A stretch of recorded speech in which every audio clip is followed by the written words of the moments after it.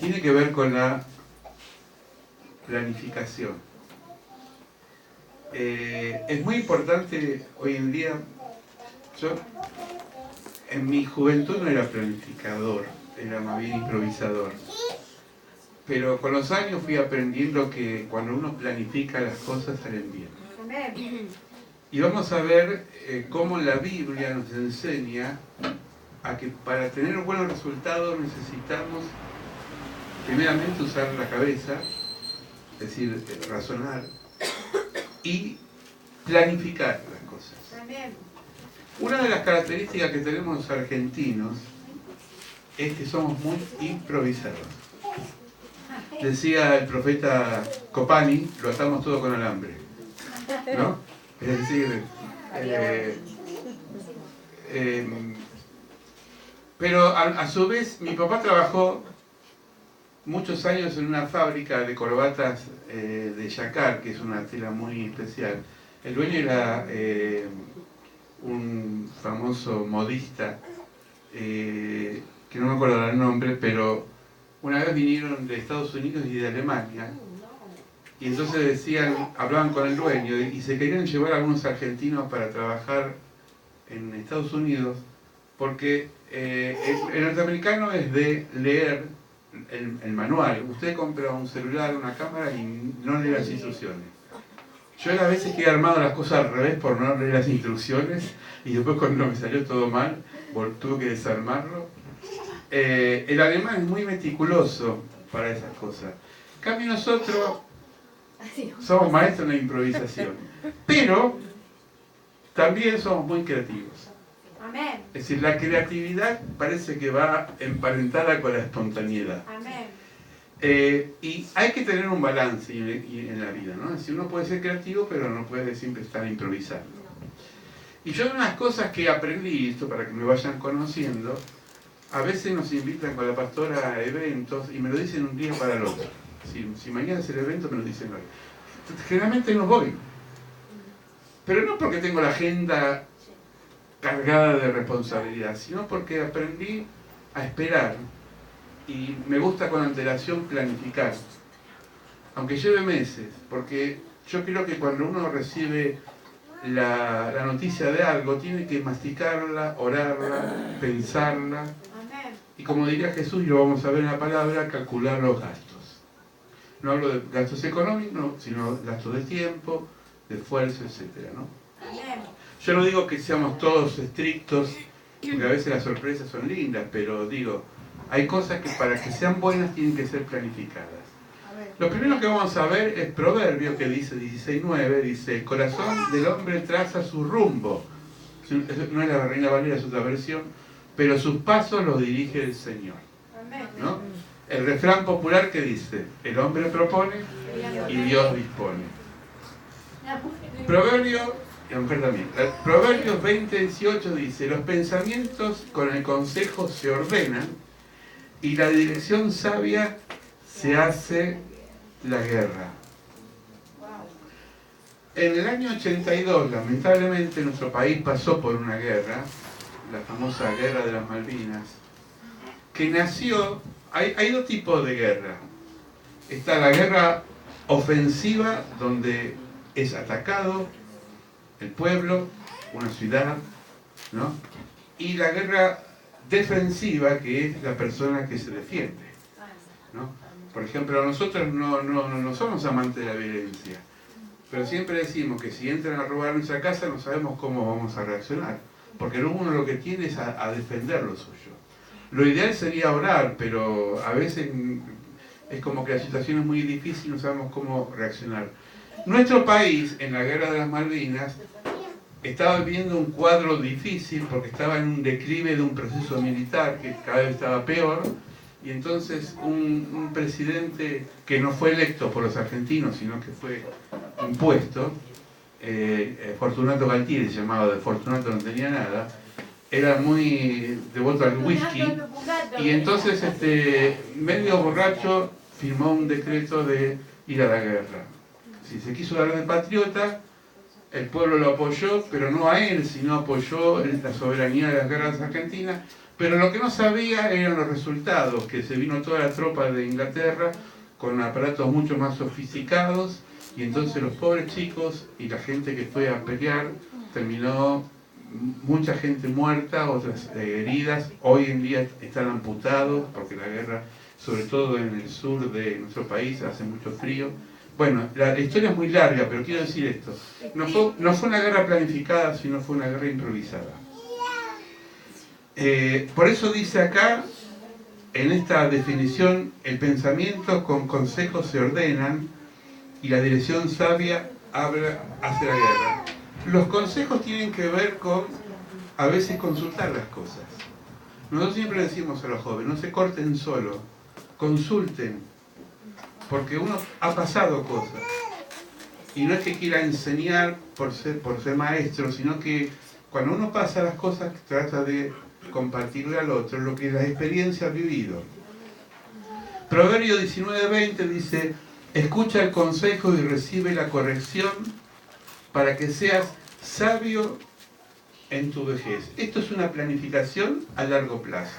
Es decir, cuando uno va acumulando advertencia de los mayores, cuando uno llega a la vejez y es adulto, empieza a tener una vida más equilibrada. Por eso es muy importante que la corrección vaya acompañada de la humildad. Cuando somos corregidos no podemos ser soberbios. ¿Cuál es la respuesta de muchos? Yo ya la sé. Jóvenes y no tan jóvenes. Y eso está mal, porque no todos lo sabemos. Siempre hay que aprender. Proverbios 16:3 dice: pon en manos del Señor todas tus obras y tus proyectos se cumplirán.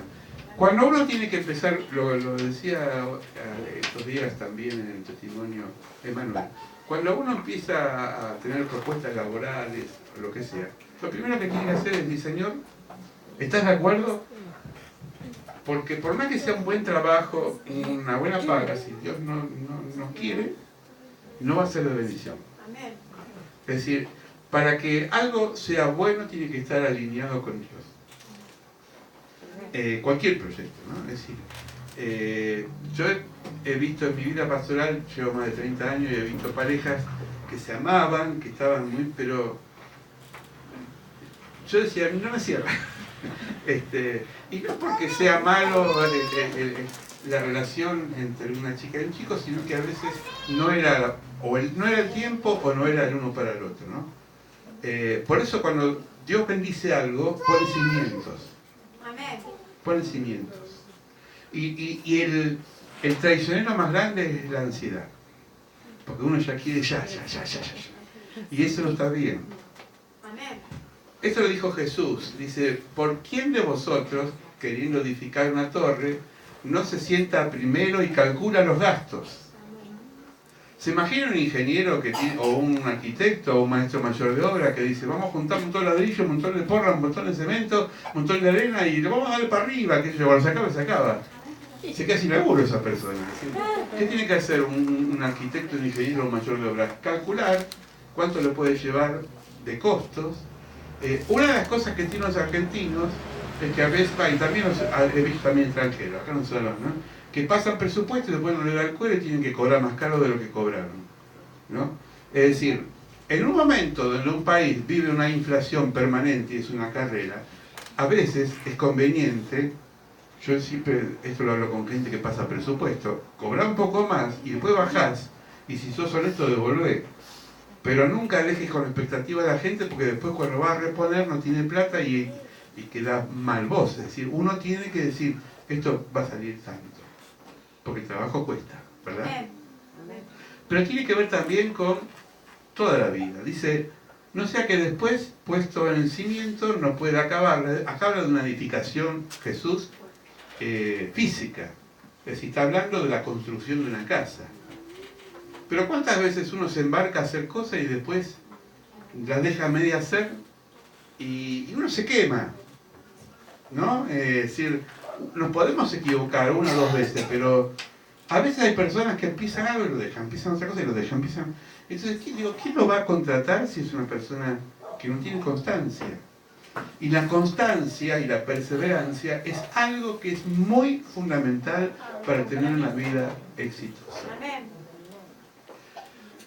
Hoy me estaba acordando, mientras que masticaba esta palabra, yo trabajo mucho en las redes sociales, porque trato de usarlas para como un medio de comunicación. Es decir, le saco jugo si puedo. Y me acuerdo que entonces me gusta hacer páginas en Facebook, dar un nombre, algunos me conocen, ¿no? Y había, en el año 2014, creé una página que se llama Miden Cooperativa. Pusieron como miden a todo, después explicar por qué. Miden Cooperativa. Y yo digo, si no tengo cooperativa, ¿para qué voy a escribir sobre una cooperativa que no tengo? Pero yo digo, lo voy a encajonar en la mano del Señor, esto va a quedar en su haber, y si es de Dios, se va a dar con el tiempo. Amén. Lo que nunca dejé de soñar por una cooperativa. Pasaron 4 años y el año pasado empezó a gestionarse una cooperativa por un contacto de un pastor que hace 25 años yo fui su profesor en el seminario y había perdido la vista. El jueves estuve predicando acá. ¿Quién escuchó al pastor Diego acá predicar? No pude venir. Bueno, él habló justamente, él trabaja con mucho en lo social, en la tarea social en Capital. Apoya mucho a los negros, nunca me acuerdo cómo se llama. Senegaleses. Senegaleses, ¿no? Los vendedores ambulantes, así que siempre se mete el lío. Un día lo metieron preso, bueno, son esos pastores barulleros, pero que se entregan, ¿no? Y él fue el nexo para formar la cooperativa acá. Yo digo, no lo digo, perdónenme porque hablo en primera persona, no lo digo porque digo, soy una persona iluminada, no, porque lo único que aprendí, porque me enseñaron, es ser perseverante. Yo lo oré, lo puse en la mano del Señor, y si es de Dios iba a dar, y se dio. Amén. Yo creo que todo empieza por empezar a soñar un proyecto, a escribirlo si es posible, y después dejarlo que Dios actúe si es su voluntad. Y no al revés. ¿Cuántas veces se han abierto negocios y después no pudieron pagar el alquiler, no pudieron llenar el negocio de mercadería, y la gente tuvo buena voluntad? Pero uno no puede empezar algo y después, ¿qué pasa? Hay pérdida económica, pérdida de credibilidad de la gente, porque un negocio tiene que tener clientes. Si el cliente va al almacén o al almacén, a la panadería, lo que sea, y la encuentra cerrada porque no tiene para reponer, la continuidad influye en eso. No lo digo en el sentido crítico, pero todas las cosas tienen que tener solidez. Mi papá decía, mejor no hacer que hacer y hacer mal. Amén. Es como cuando nos invitan a algo y no queremos, pero lo hacemos de compromiso, y después nos vamos. Voy a decir, no voy a ir porque no me interesa. Es mejor eso que decir todo así y después no hacer ni. Bien. Jeremías dice algo muy interesante. Dice, porque yo sé muy bien los planes que tengo para ustedes. Este es Dios hacia nosotros, afirma el Señor. Planes de bienestar y no de calamidad, a fin de darles un futuro y una esperanza.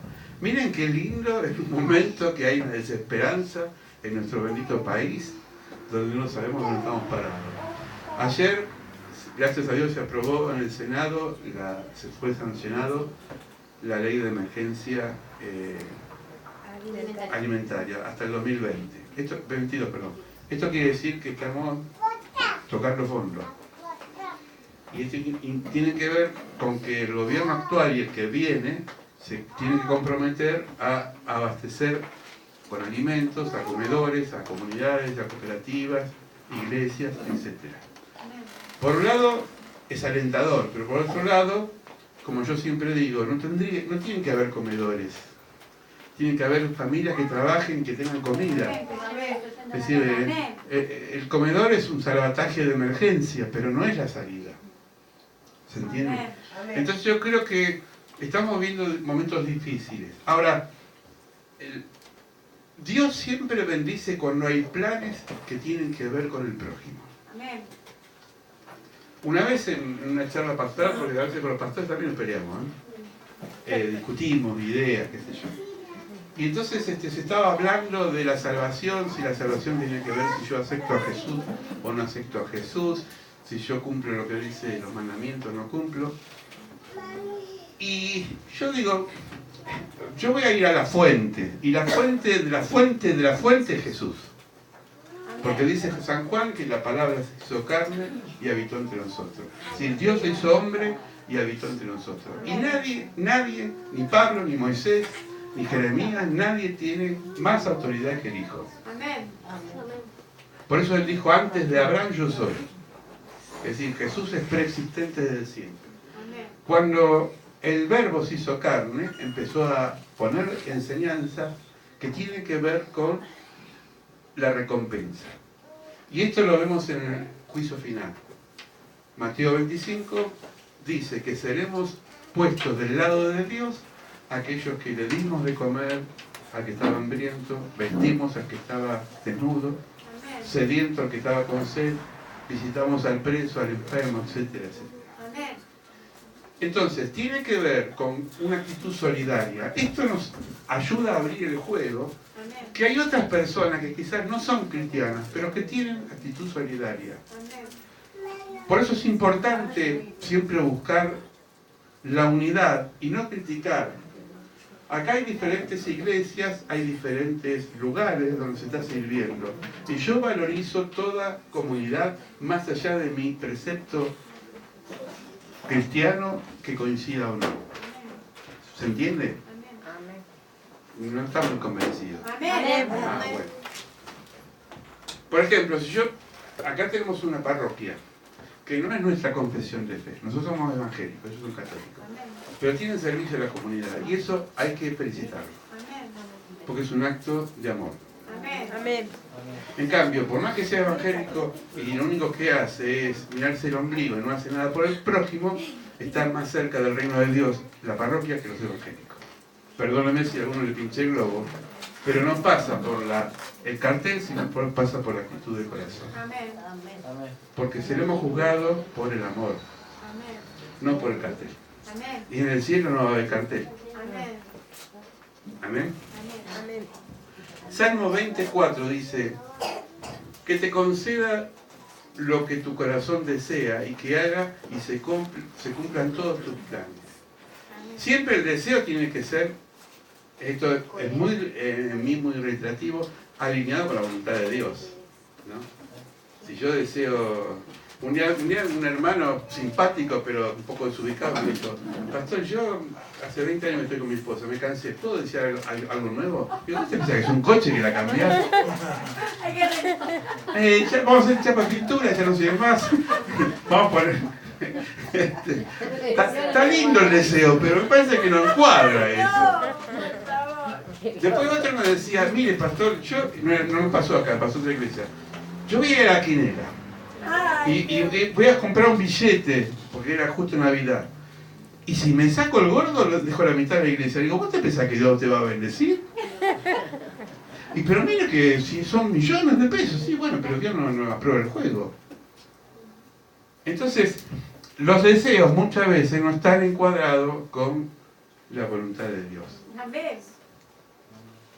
Tiene buenas intenciones, pero no capiche, no va con la voluntad de Dios. El corazón, esto estaba como en cabecera, dice el corazón del hombre traza su rumbo, pero sus pasos los dirige el Señor. Uno muchas veces quiere ir para un lado y Dios te manda para el otro. Vos cuando tenías 15 años, ¿pensabas estar en Argentina? ¿Pensabas casarte con un argentino? ¿Vio? A veces los deseos no coinciden con lo justo, ¿no? Yo pensé que iba a morir en Montechingolo. Llevo más tiempo en Bulón que en Montechingolo. ¿Qué va a hacer? Estoy contento, pero Dios es Dios. No lo conocíamos, Dice, esto es importantísimo, hermano, dice Proverbios 15:22, cuando falta el consejo, fracasan los planes. Cuando abunda el consejo, prospera. Es bueno pedir consejo. Amén. De sabios, ¿no? No va a pedir el consejo a un necio porque te va a decir cualquier cosa. Pero cuando una persona tiene palabras de consejo, hay que pedirlas. Amén. Es bueno construir las cosas. Nosotros estamos trabajando en una cooperativa en formación, está en pañales, muy chiquita. Pero me gusta cuando se debaten temas que tienen que ver a la comunidad. Amén. Primero porque a mí me desliga de tomar decisiones, porque Amén. creo que Y tiene más fruta. es más compartido. Amén. Es como, vieron como una sociedad de fomento, donde todos son socios, Amén. nadie es dueño, y cada uno opina, y la opinión que tiene más peso y que tiene más consenso es la opinión que vale. Amén. Pero cuando uno se corta solo y dice, bueno, no le digo más nada a nadie, muchas veces puede errar. Por eso, un mandamiento negativo, no te cortes. Amén. Compartir tu deseo con el otro. ¿Cuántas veces los más grandes le decimos a los jóvenes, no? ¿Por qué no me lo dijiste? Y qué sé yo, lo quería hacer yo. Bueno, salió mal. O que uno porque es grande no sirve, dice. Claro. Claro, pero Somos no materiales sabe de que cambio. pueden recibir muchos frutos de la planta, un poquito cada Amén. uno. Sí, amén. Amén. Salmo 143:8 dice, por la mañana hazme saber de tu gran amor, porque en ti he puesto mi confianza. Amén. Señálame el camino que debo seguir, porque a ti elevo mi alma. Es una poesía preciosa. Por la mañana, ¿por qué? Porque no arranca la mañana. Si la mayoría las actividades empiezan a la mañana, ¿no? Amén. Entonces, al levantarse y decir, Señor, pongo la confianza en ti. A veces nosotros nos levantamos, estamos y nos miramos con la pastora y no oramos ni para salir. Entonces paramos y oramos y no salimos hasta que no oramos. ¿Por qué? Porque creemos que afuera, cuando uno pasa al umbral de la casa, están las bendiciones, pero también están los peligros. Y es bueno encomendarse a Dios. Amén. Para que nos proteja, para que nos cuide. Pídale siempre cuando sale de su casa la protección del Señor. Señor, decirle que tus ángeles acampen alrededor de mi vida. Amén. Y me defiendan. Amén. Cuando voy a subir al colectivo, Señor, que bendecía al chofer para que maneje bien. Amén. Cuando me bajo del colectivo, cuando cruzo la calle, por más que mire el semáforo, Amén. estoy rodeado de personas y a veces algunos no son prudentes. Amén. ¿Saben los peligros? Si yo tendría que firmar los peligros que el Señor nos liberó de la moto, miren que la moto es un vehículo muy vulnerable, que apenas lo tocas, chocas. Sin embargo, Dios nos ha librado muchas veces porque vimos la mano del Señor. Amén. Cuando vamos a salir. Y hay que usar casco, ¿eh? Nada de decir, como vamos a salir muy bien allá. Amén. Cuando va al jardín. Ah, cuando va al jardín. Tiene que orar cuando va al jardín. Bien, ¿vos orás cuando vas al jardín? Bien, bien. Amén. Miren esto, a ver, los chicos, ¿qué es? ¿Son? ¿Qué son? Casitas. Cartas que se usan naipes. ¿Nunca hicieron ustedes una casa de naipes? Yo hice un montón de veces y apenas tocas una, se te viene abajo todo, ¿no? O abrir la ventana justo un día en la casa de mi hermana, estaba haciendo un puente, estaba haciendo con todo el naipe, y justo abrió la puerta, entró una ráfaga y voló todo, ¿no? Bueno, el corazón humano genera muchos proyectos, pero al final prevalecen los designios de Dios. Amén. Es decir, a veces construimos como los naipes. Muy lindo, pero tan frágil que enseguida se cae. Amén. Los designios de Dios son los que hacen que los proyectos fructifiquen. Amén.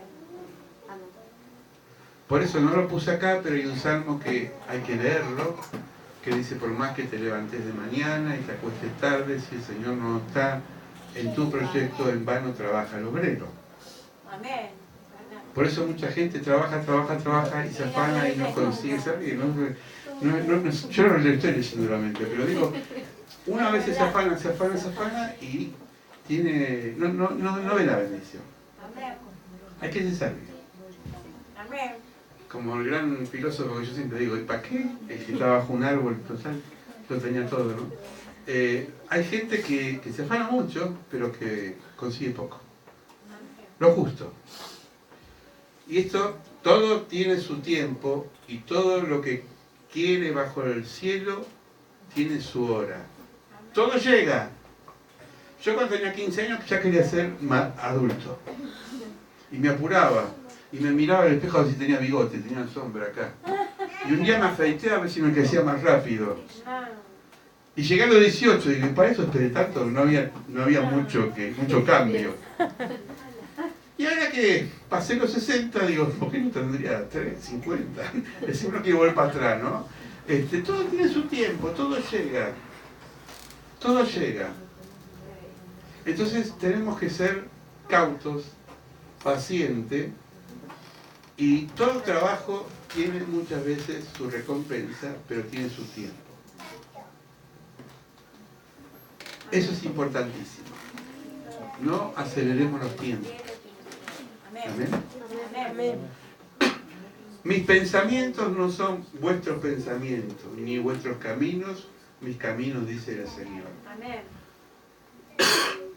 Esto tiene que ver con que a veces tenemos pensamientos buenos, pero no está avalado por el pensamiento de Dios. Cuando nosotros estamos bajo los pensamientos de Dios, todo lo que hacemos es bendición. Amén. Amén. Todo. Y esperar el tiempo. Por eso la paciencia es el arte de saber esperar. Lo repito, la paciencia es el arte de saber esperar. Y la palabra esperar en la Biblia aparece muchas veces. Esperaré en ti, esperaré en tu palabra, esperaré en tu reposo, esperaré en tu confianza. Esperar. Pero no es una esperanza pasiva, no es una esperanza de estar ahí esperando que se caiga el higo para comerlo, como decía el centenario, sino es la esperanza activa. Es decir, yo mientras que hago, espero en Dios la respuesta. Y una de las cosas que es importante para combatir la ansiedad, ¿saben cuál es? Hacer varias cosas. Por ejemplo, voy a hablar a la ama de casa ahora, o al que trabaja.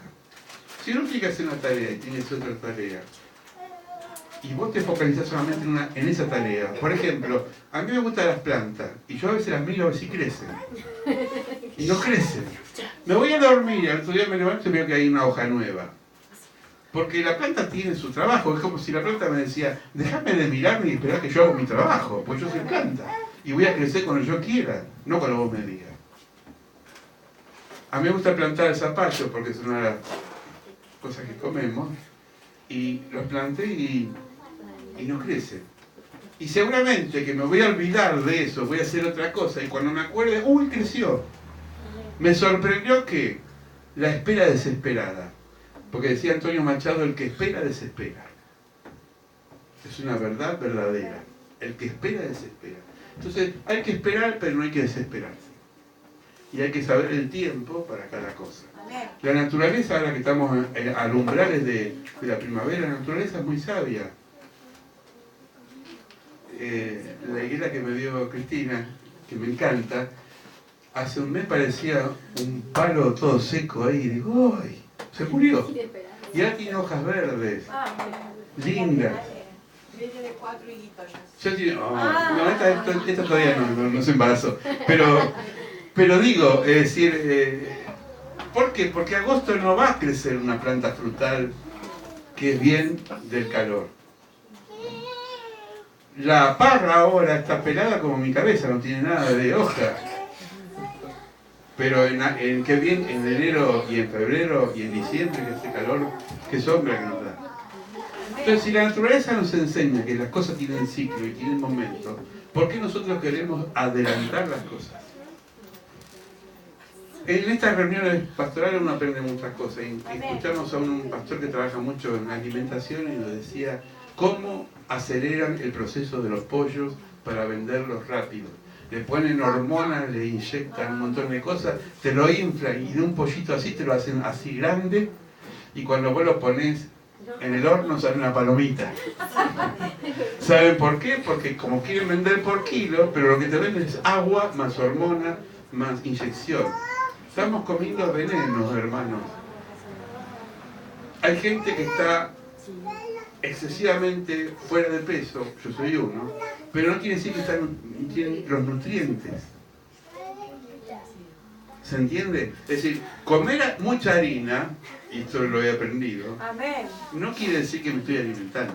No, me infla, me hincha. Entonces, digo, tenemos que ser sabios en todas las cosas.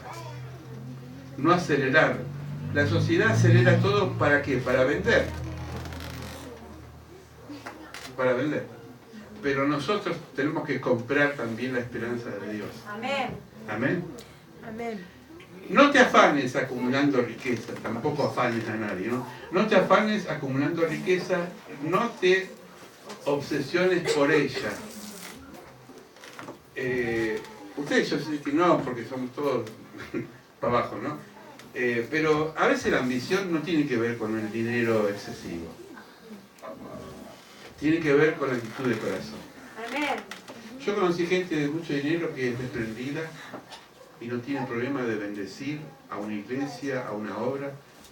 Y hay gente que es pobre y encima es miserable. Por eso digo, no pasa por la pobreza. Porque uno dice, ay, yo soy pobre, ¿qué puedo dar? Mentira, siempre uno puede dar. Y esto no tiene que ver con la ofrenda, tiene que ver con mi corazón. Es decir, puedo ayudar a alguien, aunque yo no tenga recursos. Los recursos vienen solos. Amén. Los recursos vienen solos. Termino con esto. El Salmo 90 dice, enséñanos a contar de tal modo nuestros días que traigamos al corazón sabiduría. Amén. ¿Cuántas horas, minutos, segundos, meses, años nos queda de vida? No sabemos. Porque esto es Dios, el único que lo sabe. Amén. Pero ¿por qué empezar de hoy en adelante a contar los días? A valorizar los días. A que no pasen, sino que cada día es importante. ¿Saben lo que, no sé si ahora, pero ¿saben lo que hacían antes los capitanes de los barcos? Escribían lo que se llamaba bitácora. La bitácora era un diario donde decía, hoy estuvimos en el puerto tal y vivimos esto. Es como una especie de agenda de viaje. Amén. Nosotros somos viajeros porque estamos de paso en la tierra. Amén. ¿Eh? Amén. Somos peregrinos, dice la palabra. Amén. Entonces cada día es importante. Y tenerlo presente. Amén.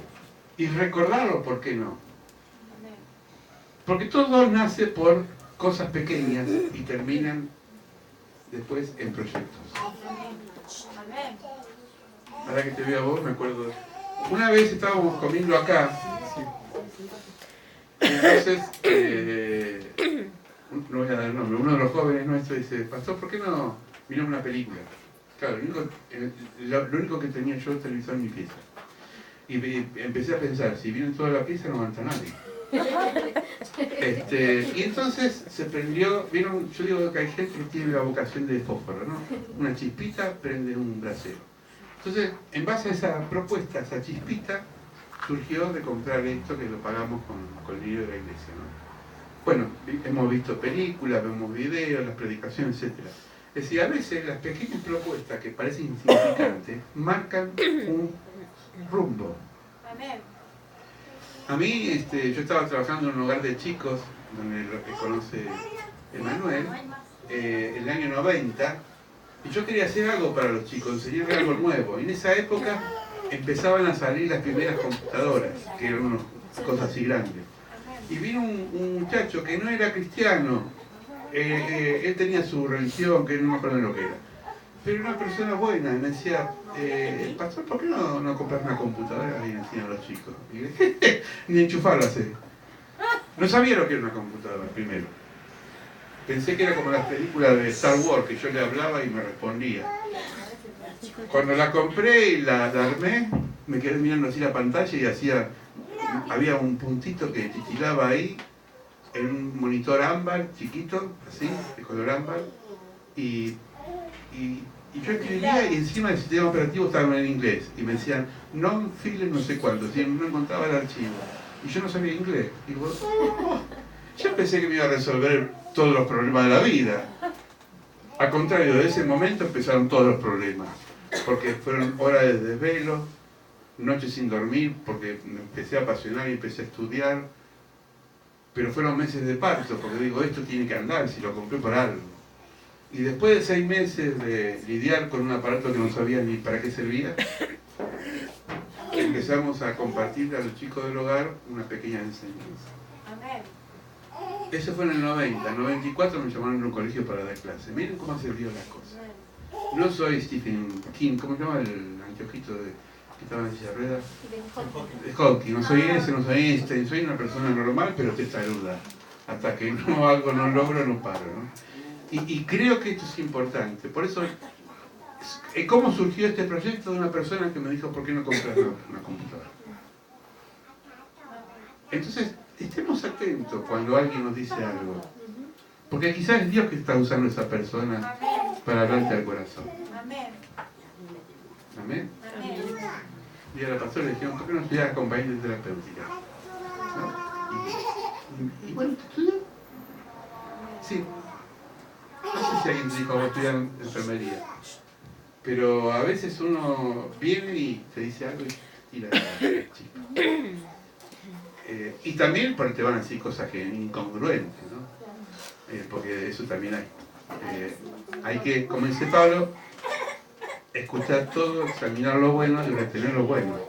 Y desechar lo malo. Vamos a orar para que podamos entender lo que es los tiempos de Dios. Cierren sus ojos. Padre, como dice esta oración en el Salmo, enseñanos a contar de tal modo nuestros días para que traigamos al corazón sabiduría.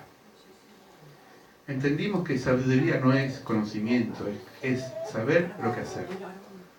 Por eso, Señor, necesitamos sabiduría en estos tiempos, para ver cómo nos movemos en el trabajo, en la escuela, en nuestro hogar, en el barrio, en la calle. Sabiduría para discernir lo que es bueno y lo que es malo, lo que es tu voluntad y lo que no es tu voluntad.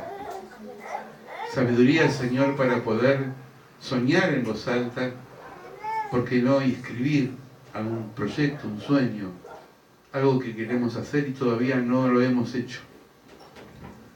Sabiduría para olvidar el pasado que muchas veces nos esclaviza, nos frena a avanzar, Señor. Señor, que seamos unas personas que podamos planificar nuestras vidas.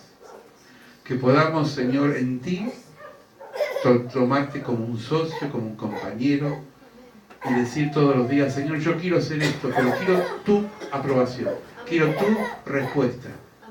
Señor, solo no podemos. Ayúdanos, Señor.